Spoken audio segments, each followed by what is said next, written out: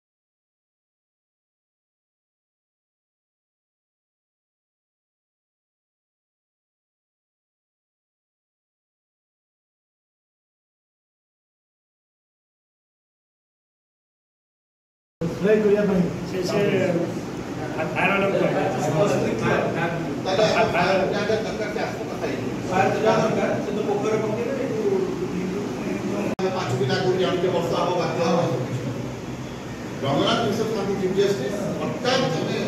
मु I was in class 9 हठात माने वर्षा हठात पानी जल जोगाड़ पर आम देखले आरडब्ल्यूएसएस को देखले हमर वर्ष तो फाइट जा 2000 को आए 2000 हमें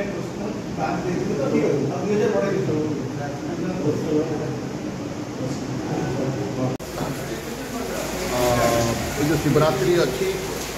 आम प्रथम थर पर 2 दिन कर पालन करूँ 25 फेब्रुआरी और 26 फेब्रुआरी में तो 2 दिन धरिकी जो महासमारोह पालन कर आज चूड़ांत बैठक अनुष्ठित होता आरडी में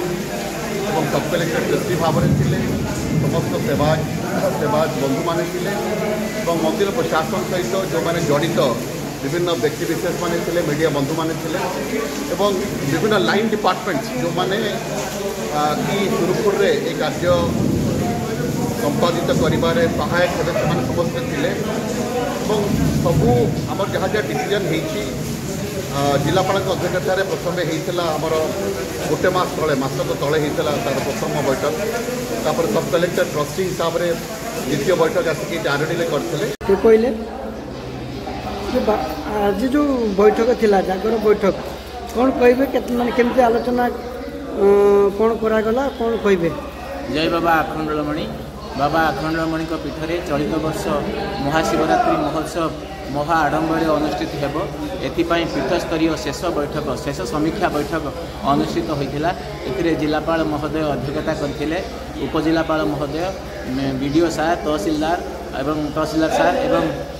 जिलार विभिन्न विभाग अधिकारी एवं सेवायत माने समस्त उपस्थित थे सरपंच चारि पंचायतर सरपंच उपस्थित थे आपणकर भक्त मान उद्देश्य भक्त मैंने किपरि पीठ को भलरे आसबे भलरे बाबा को दर्शन करेंगे पूजा देवे और भलरे फेरबे से ऊपर गुरुत्व प्रदान कराइला आपणकर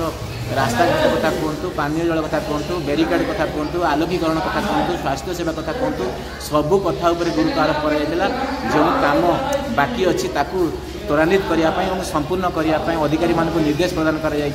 नीतिकांति सठिक भाव में संपन्न कर सेवायत मान पक्ष प्रतिश्रुति प्रदान कर तेणु चलित वर्ष आउ गोटे बड़ कथा होकर जिला प्रशासन और राज्य सरकार उद्यम आपणकर राज्य संस्कृति विभाग पक्ष 2 दिन धरी सांस्कृतिक कार्यक्रम जागर महोत्सव अनुष्ठित हो तेणु ये सब कथा ये पदक्षेप आम सेवायत मान पक्ष आपणकर संस्कृति विभाग तथा जिला प्रशासन को साधुवाद ज्ञापन करुँ चलित वर्ष शिव महाशिवरात्रि महोत्सव सुचारू रूपे संपन्न हो संध्यार अवकाश नहीं।